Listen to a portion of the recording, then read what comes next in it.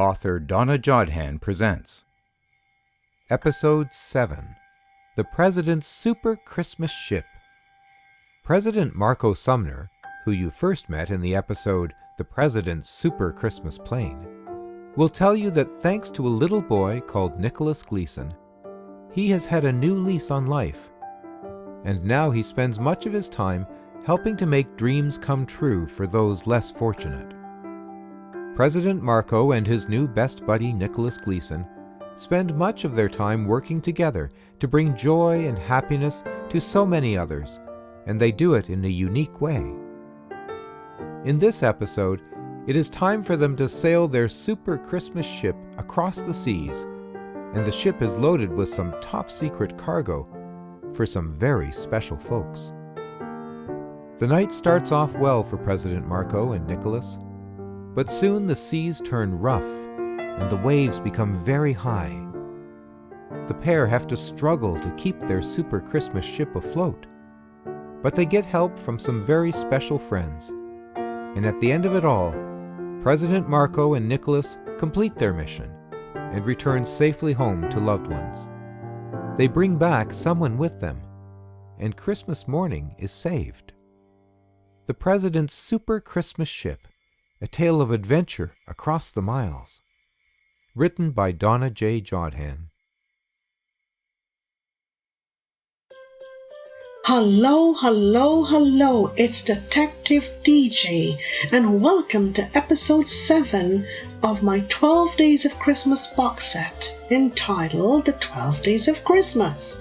I hope that everyone is enjoying themselves, cooking, baking, shopping, running around, doing whatever comes best for you at this time of the year. The first is called Santa's Super Secret. The second is called The President's Super Christmas Plane. The third is called Santa's Secret Toy Shop. The fourth is called Santa's Secret Christmas Ring. The fifth is entitled Santa's Super Christmas Party. And number 6 was entitled Santa's Secret Sleigh Ride. Now it is time for episode 7, which is entitled The President's Super Christmas Ship. Welcome aboard, and I hope you enjoy this episode.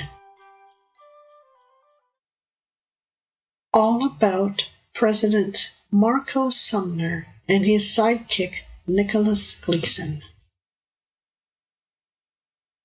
It could be said that President Marco Sumner and his sidekick Nicholas Gleason had met under very special circumstances.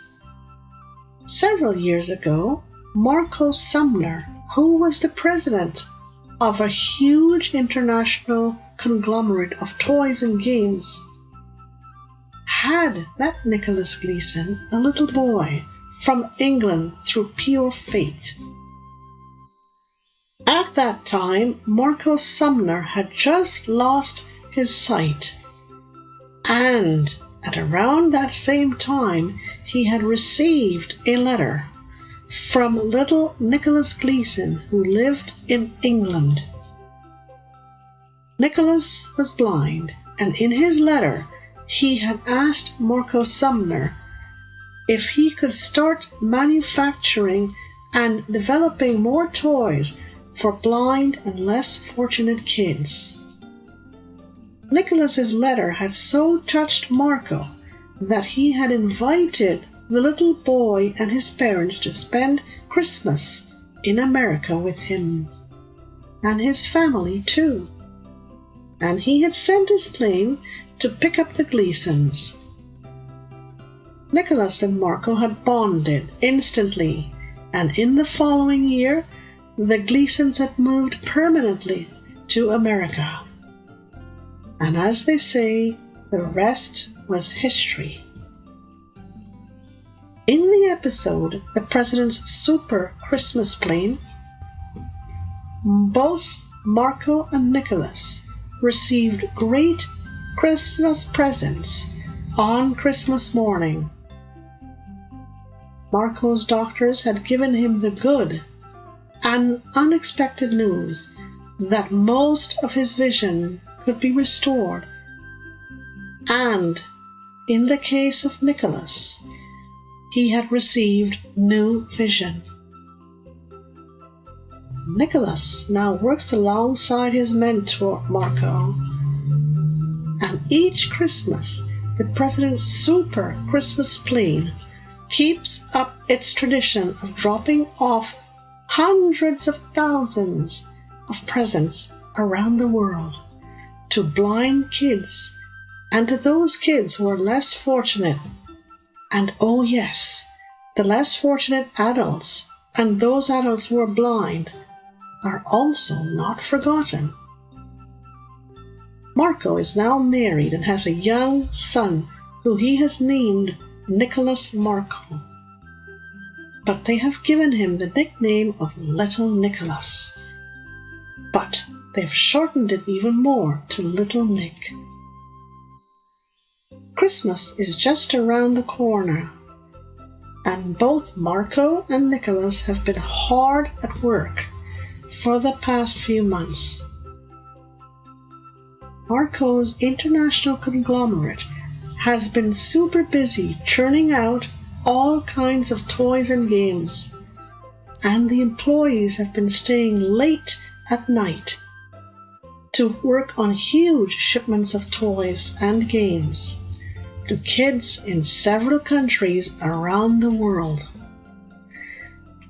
Nicholas has been working with designers and developers to produce toys and games adapted for blind kids, and it has been a real challenge for him, as each year he has had to come up with new ideas.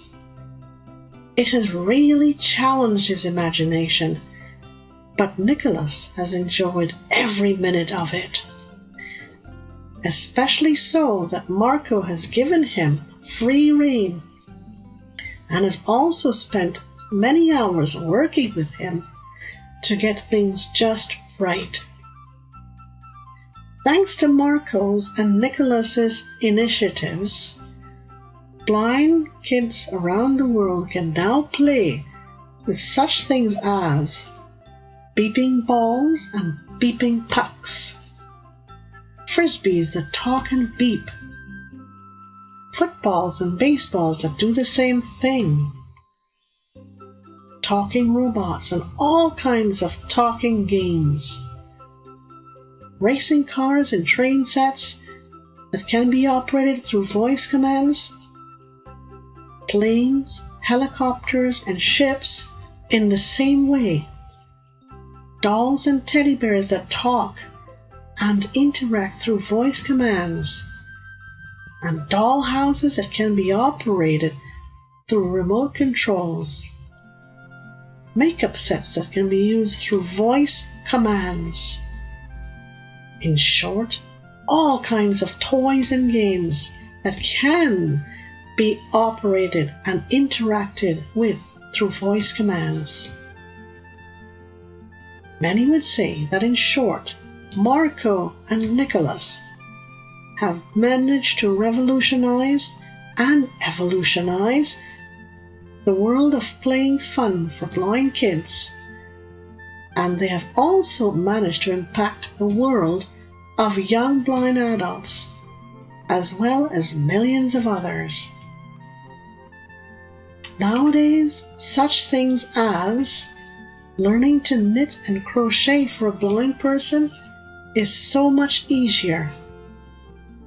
Playing with video games has become a snap for blind players. Creating drawings and taking pictures for a blind person, especially so for a blind kid, has become a reality. Laptop computers with adaptive software have become so much more affordable, and skis and skates with special software to guide a blind person on the slopes and around the skating rink have now become a reality. And on and on and on it goes. critics have nicknamed these two the two magicians, and for good reason. Nothing seems to be impossible with these two at the drawing board. And now, with Christmas fast approaching, it is time once more for them to do what they do best. A mysterious request. Marco and Nicholas know only too well how much they are being depended upon, and for this Christmas they are anticipating that hundreds of thousands of stores worldwide will be stocking their products. It is now early December and everyone is crazy busy. The Sumner conglomerate is working overtime, and the two magicians are doing what they do best. This night is a particularly busy one, but Marco and Nicholas have been invited by the family to have dinner at the main house. Little Nick is especially happy to see his dad and greets him at the front door as he and Nicholas enter. And the table is already set, and dinner is about to be served. A huge Christmas tree stands in the family room, and it is about 7 feet in height. It is beautifully decorated from head to foot. There is a golden star at the very top of the tree, and lots of Christmas lights covered in artificial icicles adorn the beautiful tree.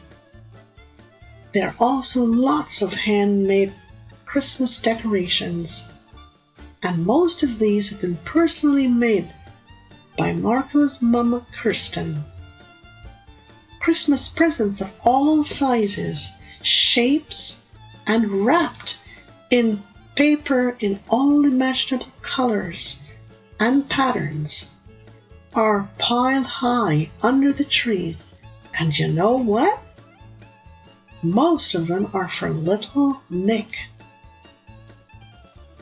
The sweet pine fragrance of the Christmas tree, along with the pungent aroma of dinner, seem to have put everyone in a great mood, and the gathered family soon sit down to dinner. And they do this after Marco has said grace. The table is covered with dishes loaded with steaming food, and Marco's mum Kirsten and Marco's wife Chelsea have spent all day preparing the sumptuous meal. There is roast pheasant and baked pork, a huge turkey and large slices of roast beef, sweet potato pie, and mashed potatoes with rich gravy, a green bean casserole, and roasted veggies. And for dessert, the ladies are claiming a surprise. Everyone is talking about upcoming Christmas celebrations, and little Nick comments that this meal is very much like the Christmas meal, and everyone laughs and agrees. The gathering eats slowly, savoring all of the dishes. But as coffee and tea are about to be served, there comes the ringing of the doorbell, and Marco gets up to answer it. He returns with an envelope in his hands and passes it over to Nicholas, who takes it hesitantly and then opens it. Nicholas opens it and reads quickly. Then he passes it back to Marco. Marco reads it, and then a very puzzled look comes over his face. and as he looks at Nicholas, he sees the same expression on his face. Everyone grows silent and waits expectantly. And then Marco tells the family that he and Nicholas are needed immediately elsewhere. He tells the family that he is not sure what it is all about, only that it appears to be from a well-known reporter who has asked to meet both him and Nicholas. The family is naturally disappointed, but they understand. And soon the two men are ready to take their leave. Not before Nicholas has given little Nick a piggyback ride, as this is one of little Nick's favorites. Then the two are off in Marco's Mercedes, speeding along the snow-covered streets towards the reporter's office. Traffic is not very heavy at this time of the night, as it is almost 8 p.m. But as they drive, they observe that there are several of the malls along the way that are still open and crowded with Christmas shoppers. And many of the sidewalks are crowded with people walking, chatting, and greeting each other. Marco steers his prized car expertly through the streets, and then they turn into an almost deserted parking lot. The two men get out quickly and walk towards the office building. They walk briskly, and they stop at the reception desk to sign in. Then they take the elevator to the 12th floor. Marco and Nicholas alight from the elevator and walk down the hallway covered in a very plushed carpet. They stop about halfway down at a large door and press a buzzer, and then they are let in. A tall man in a dark suit rises to meet them and ushers them into his office. They exchange greetings, and then he invites them to sit. Zach Reisman is a high-profile reporter for one of the city's top newspapers, and he's a very well-liked reporter. He reaches back and presses a button to a wet bar, and soon he is pouring drinks for his guests. Then it is time to get down to business. Zach boots up his desktop computer, and after searching for a few minutes, he finds what he is looking for. He opens up an email and beckons Marco and Nicholas to draw closer. The three men read silently, and Zach tells them that the email is from someone that he does not really know. But after checking out the email address, he discovers that it is someone from the very prestigious Kris Kringle Christmas Foundation. The foundation is very legitimate, and the sender of the email is also legitimate, and he is the chairman of this foundation. He's asking that Zach enlists the help of Marco and Nicholas to fulfill a very unusual request, because they are the only ones that he trusts to be able to do it, and he will provide whatever they need in order to do so. But he needs to know no later than tomorrow morning. Marco and Nicholas look at each other with expressions of puzzlement, expectancy, and bewilderment. No one has ever made such a request like this one until now. And true it is that they have developed a very prestigious reputation in the toy industry for their foresight and creativity, and for outdoing themselves each year at Christmas time. But what to make of this particular request?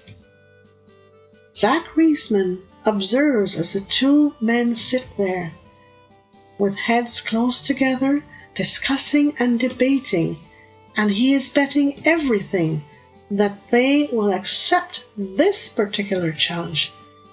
And in the end, they do. But before giving their final okay, they ask Zach to leave him alone for a few hours so that they can strategize. They will give Zach their final decision by tomorrow morning. Zach obliges by leaving them to their business, and he walks out a very happy man, smiling broadly as he goes and whistling to himself. He tells himself that the first step has been accomplished. Yes, the Kris Kringle Foundation, or the Kris Kringle Christmas Foundation, is very well known, and Marco and Nicholas have heard lots about it. But truth be told, no one has ever really met the Charon. But Zach has met him and knows him very, very well. A special Christmas mission. Marco and Nicholas have spent all night strategizing, and after some hours they have agreed on a plan to make this mission a success. There are some things that they will need to learn, and some things that they will need to create, but they will need to hurry if they are to get going. First, they tell Zach Reisman that they have agreed to do the mission, and he is delighted.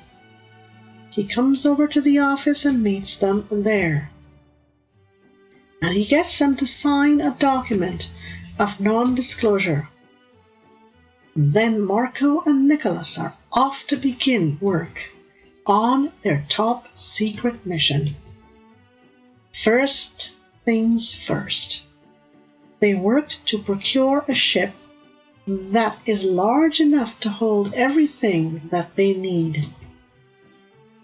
It turns out that Zach has to help with this, and all of the necessary gadgets are installed so that Marco and Nicholas can steer it themselves.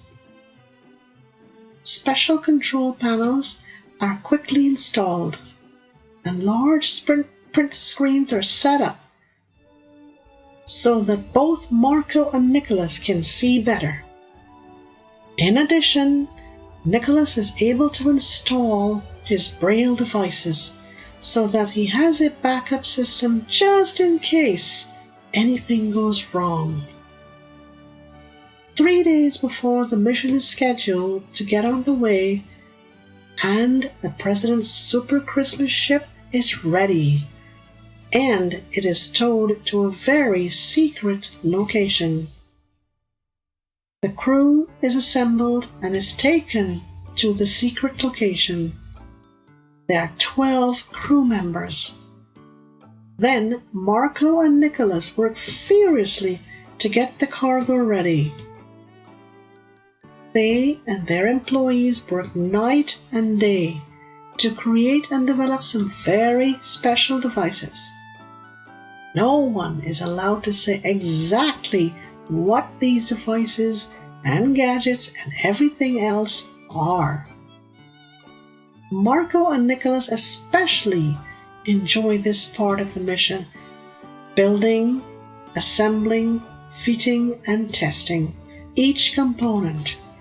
Then all is ready for the big night. And the seas are very calm. The stars seem to be aligned in the right way for sailing. But these two seasoned sailors are still a bit worried. They check the position of the moon and the stars as they sit up front in the captain's compartment. They are well seated in the captain's and co-captain's chairs. They check and recheck their communication panels. They check and recheck their charts and compasses. Then, with a final thumbs up from their crew, they turn on their engines and set their course. The ship purrs easily into life and eases quietly out of her berth. And then, with the waters lapping gently against her sides and the final wave from Zach Reisman, she turns and heads out to sea. Marco reflects to Nicholas how beautiful the heavens look, with a full moon, stars shining brightly in the sky, and everything around them looking so clear. Nicholas responds by commenting on the very calm sea. No ships in sight, waves very low and gentle, currents almost non-existent, and the surface of the sea as smooth as glass and shining in the moonlight. Everything seems almost perfect as the ship makes very good time, and Marco, Nicholas, and the crew decide to relax a bit. The crew begins to share some of the Christmas goodies that they have brought along, and soon everyone is in the Christmas mood, singing, telling jokes, and eating and drinking. But then, drama at sea. When it does come, it is totally unexpected, given how things look, and with little warning, and just before it happens, there comes a huge roar, and then nobody is prepared for what happens next. Marco will later remember seeing a huge dark wall of water coming rapidly and directly towards the ship, and Nicholas would later remember feeling a thundering crash against the ship. The crew is not prepared for this, and shouts could be heard all around. And then the ship is dragged down just below the surface for a split second, and then when it rises again, all of the lights are out, and the control panel has been knocked out. Soon the ship's radio fails, and Marco and Nicholas quickly realize that they have lost complete control with the rest of the world. Time for Nicholas to go to work on his Braille backup system. And while he does this, Marco goes below to check on the crew and to make sure that the cargo is intact. Checks reveal that for the most part, the cargo is intact and that the crew are all accounted for. And then, with a huge stroke of luck, Nicholas is able to bring up his Braille backup system, and thank God its batteries are fully charged and able to sustain the ship. Soon he's able to restore most of the lights and the ship's power. But lo and behold, the compass has now started to act up, and the ship soon finds itself terribly off course. Marco and Nicholas huddle to consult, and at best things are very grim. For without a compass, they are doomed. They do not know where they are. But then Nicholas has a bright idea. Why not use the alignment of the stars to help them navigate? Marco readily agrees, and soon they come up. And shortly after they start sailing with the stars, as this is the way they used to do it many, many years ago, the compass magically comes back to life, and Marco tells them that they have lost about 3 hours, and now they need to make it up. Everyone gets to work and are immensely relieved. And after this, all of the ship's power is somehow restored, and systems are again fully functioning. The control panel and the ship's radio spring back to life, and Nicholas turns off his Braille backup system. Now Marco estimates that they are about just 2 hours away from their destination, and everyone begins to relax a bit, but not Nicholas. He has a hunch that they are not yet out of the woods, and he is bang on the money. This time they saw them coming straight for the ship. A large school of sharks swimming towards the ship, and nowhere to go for the poor ship and its crew. Marco and Nicholas watch in fascinated horror as the huge school swims towards them, massive and powerful, their large fins distinct in the moonlight, and their long tails swishing menacingly back and forth in the deep ocean. Marco and Nicholas begin to pray, and the crew joins in. There is nowhere to go, and the ship will not be able to avoid the head-on collision. About 100 yards separate ship from sharks. Then they are down to about 50 yards. Then they are down to about 25 yards. And then Marco and Nicholas cannot believe their eyes. From nowhere out of the blue, and rising up out of the sea, are hundreds and hundreds of dolphins. Marco and Nicholas and the crew watch in spellbound silence as the dolphins proceed to surround their ship, creating a buffer between ship and sharks. But then there is more. Hundreds and hundreds of birds come out from nowhere, streaking across the path of the sharks and making excruciating sounds as they fly overhead. At first, the sharks do not seem to notice the presence of the dolphins and the birds. But then, something very strange seems to take place. The leading sharks and of the school and the dolphins stop dead in the water, and the other sharks and the other dolphins follow.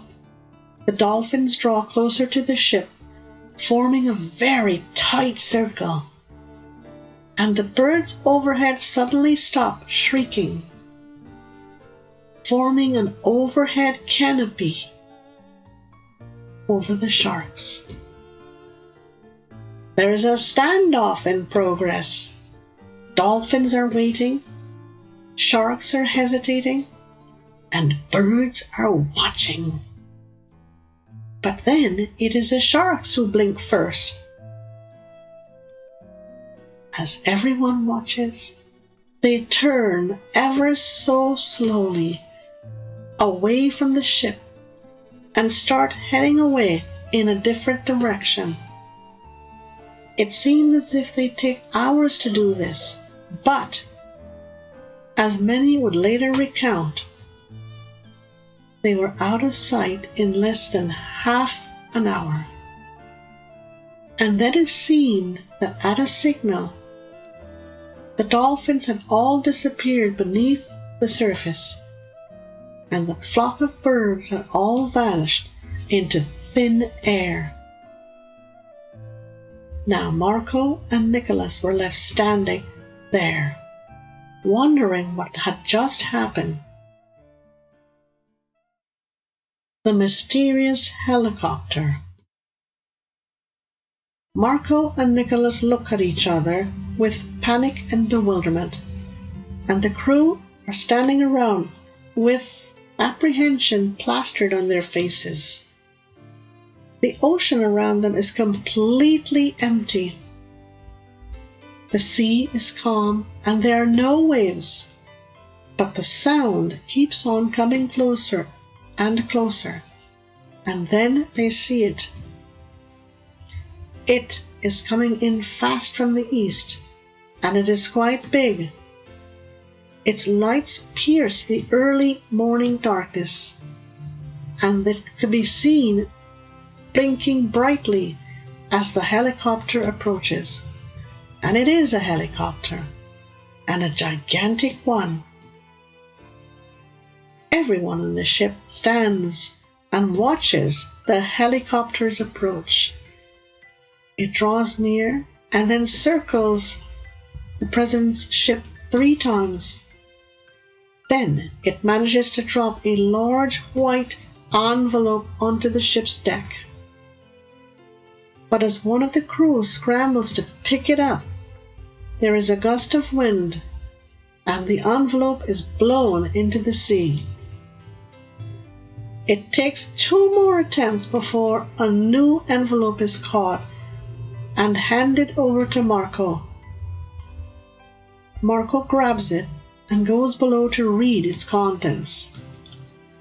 Nicholas hurries after him, and while everyone waits for their return, the helicopter hovers overhead. Finally, Marco and Nicholas return and give instructions to the crew. They are to follow the helicopter. Marco and Nicholas are not too sure about where things stand, but from the instructions received in the white envelope, the helicopter is supposed to lead them to their destination.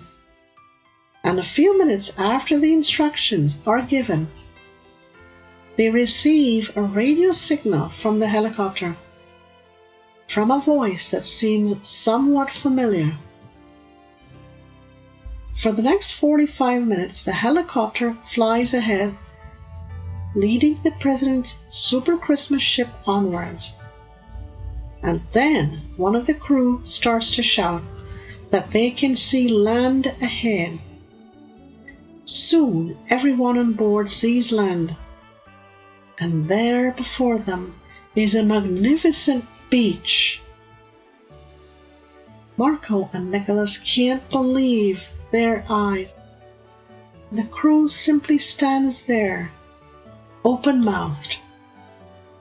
It is one of the most beautiful views that any one of them has ever seen. The sun has not yet quite risen, but they can all see the beach. Golden yellow sand with white foamed breakers rolling gently towards the shore. Lush green palm trees could be seen swaying gently in the background, and there appears to be a shallow lagoon close by. At first, the beach seems to be deserted, but then the crew can make out a number of figures running towards the beach. Marco and Nicholas consult their notes and confer with each other. So far, so good. Their friend Zach Reisman had told them that their destination would be an island with a beautiful beach and an equally beautiful lagoon. And he had told them that they would simply be swept off their feet when they saw it all. Marco tells the crew to unfasten the cargo and to get it ready for unloading. Then they go forward to supervise. This takes a bit longer than expected, and Marco has to hurry them along, as some of the crew are a bit distracted by their surroundings. And as they continue to get the cargo ready, there are some who start to wonder what exactly is in the cargo. Marco and Nicholas stand and watch closely as the cargo is being prepared for offloading, and they tell their crew to be careful with each and every piece. The crew is told to handle with great care, and that they must not drop any of the pieces or drop off at Deep Island. The President's Super Christmas ship draws as closely as it can get to the beach and drops anchor at about 200 yards offshore.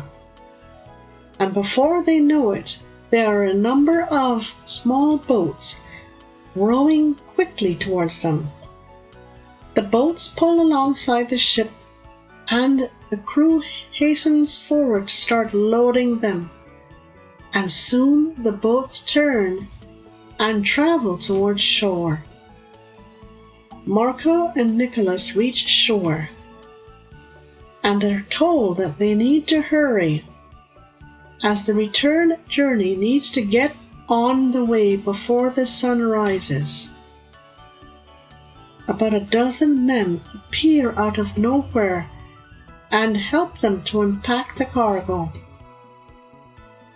Each box has a name affixed to it, and each of the dozen men grabs their box and runs towards the palm trees, and soon they are back dressed for departure. And then they are taken out to the President's super ship in the small boats that originally brought the cargo to shore. Marco and Nicholas are taken back to the President's super ship. Then they are off again. And then Marco and Nicholas finally realize. They begin to worry. And before taking up anchor, they decide to go in search of the helicopter. But one of the dozen men who has just boarded, and who seems to be the leader of the dozen men who have boarded, tells Marco and Nicholas to hurry now, because they need to do this before the first rays of the sun appears over the horizon. The man, who introduces himself as Chris, reassures Marco and Nicholas that everything is going to plan and that they should not worry about anything. When he is asked about the whereabouts of the helicopter, the President's Super Christmas ship is now well on its way, and breakfast has just been served. Marco and Nicholas are seated alone, waiting to be served, and as they look around, they notice that Chris is striding towards them with a pleasant smile on his face. He bows to them and asks them if he could join them, and they nod in unison. Chris sits down and tucks his very long legs under the table, and with a scratch of his scraggly red beard, he begins his tale. A tale that neither Marco nor Nicholas is quite prepared for. The Christmas Crew. Marco and Nicholas are about to hear a very interesting story. And as Chris eats, he speaks very softly, but clearly. He and his other 11 friends have been hiding out on Deep Island for the past few months. Santa Claus had sent them there to wait for a right time to return. And then the idea of asking Marco and Nicholas to help out had arisen, and Zach Reisman had been asked to contact the two magicians. Chris's real name was Kris Kringle, and he was the chairman of the Kris Kringle Christmas Foundation. And each year he and his men had made it a tradition to help Santa Claus with his Christmas missions. The foundation had been threatened a few months ago, and a threat to kidnap Chris and his men had been made.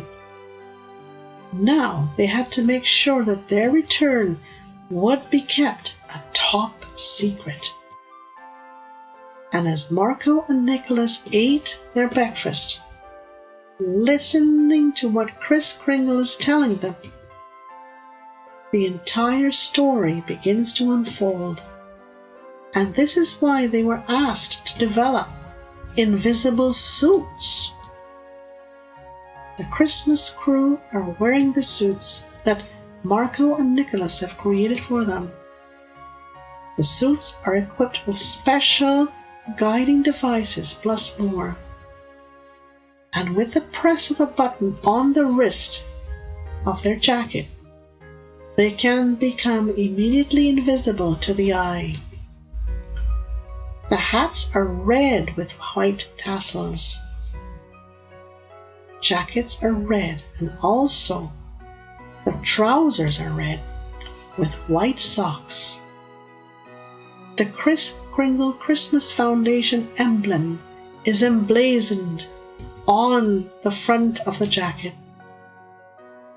Kris Kringle tells Marco and Nicholas what is supposed to happen when they reach shore, but he leaves out a very important piece, and Marco and Nicholas are suspicious, but they do not ask any more questions. The men finish their breakfast, and Kris Kringle goes off to have a nap, while Marco and Nicholas decide to relax and enjoy the rest of the journey with their crew. Chris's men follow him below to take a nap as well, and on his way to his cabin, Chris stops and looks around to make sure that no one is looking. Then he knocks softly at a closed door and enters. The man in the bed is immediately wakened by the soft knock and smiles at Chris as he enters. The man reassures Chris that no one saw him come aboard while they were at Deep Island, and he tells Chris to return to his own cabin and to take a nap. Their mission is not yet complete. There is much more to do before Christmas comes.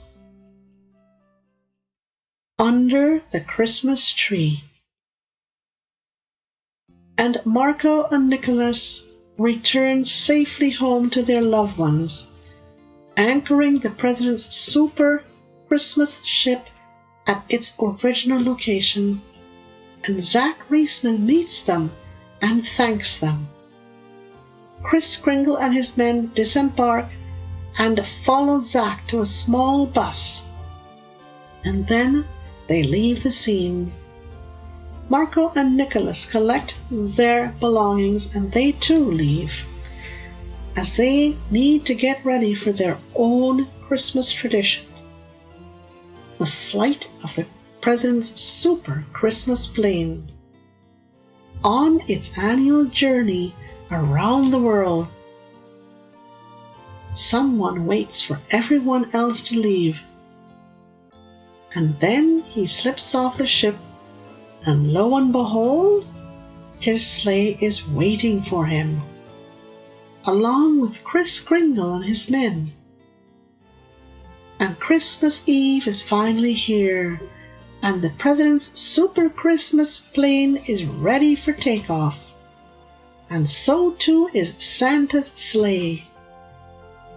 But there is something that Santa needs to do before taking off in his sleigh. Little Nick is going to make his first trip with his dad and Nicholas on this Christmas Eve. And the little boy simply cannot contain his excitement. Marco has convinced his family to come along for the ride, but Nicholas's family decides to stay home and mind the shop. The President's Super Christmas plane has just taken off, and with cold, fresh Christmas winds at its back, it makes good time as it crisscrosses the globe. It stops briefly at one of the Pacific Islands for some refueling, and then it continues on. Marco and Nicholas are totally unaware that they have company. Only when they hear a loud ho, ho, ho over the plane's radio do they realize. And there is Santa Claus striding down the aisle towards them. He is smiling and little Nick is shouting with pure delight. Santa Claus hugs everyone, and then he sits for a bit and tells a stunned Marco and Nicholas that it was he who had flown the helicopter that had guided them to Deep Island, and that he had hitched a ride back on their ship, and now he was giving them the keys to his gigantic helicopter. Santa Claus then picks up little Nick and tosses him into the air, almost making him bump his head against the ceiling of the plane. Then he whispers something into little Nick's ear, and the child whoops with delight. Then Santa is on his way and striding to the back of the plane. But before leaving, he tells the family to look under their Christmas tree when they return home. Then, with a final wave, he's gone. Plane and sleigh complete their Christmas traditions and return to their respective homes. Marco and Nicholas and their families are not disappointed, for when they indeed look under their Christmas tree,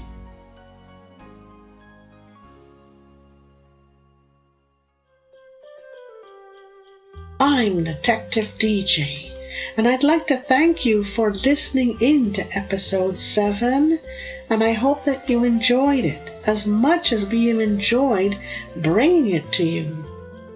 The President's Super Christmas Ship, episode 7. I'd like to wish each and every one of you a very, very Merry Christmas. A toast to you for the coming New Year. Happy holidays. Enjoy whatever you do. Buon Natale. Joyeux Noël. Feliz Navidad. Merry Christmas. And see you for episode 8. Bye for now.